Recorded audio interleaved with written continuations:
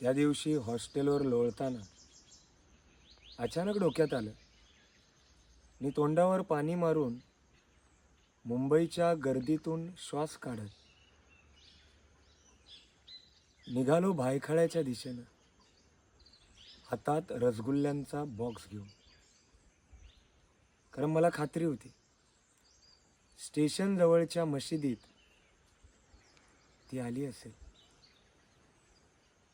आवडता सलवार कमीज घालून नमाज पढ़ने को बिस्मिल्लाहिर्रहमानिर्रहीम.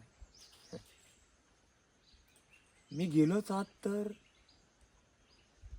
आडवे येतील नेहमीसारखे दोन धर्म.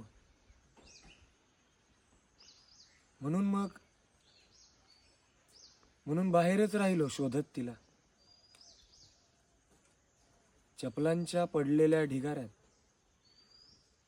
कोंदट उष्णतेत हुसहुसलेल्या प्रेमानं.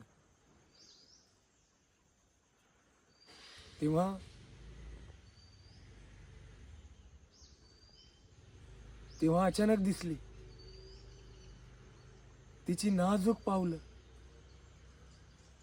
हळुवारपणे पायऱ्या उतरताना. तेव्हा म्हणावंसं वाटलं भर दिवसा मशिदी समोर मोठ्याने ओरडून ईद मुबारक.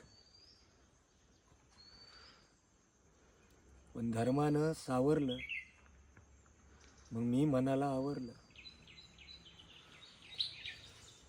निघालो तिच्या माग माग, हातात रसगुल्ल्यांचा बॉक्स घेऊन,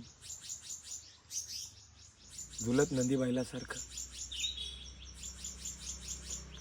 तिनं अपार्टमेंटच्या गेटमधून आयुष्यातूनच जाण्याआधी ठरवलं.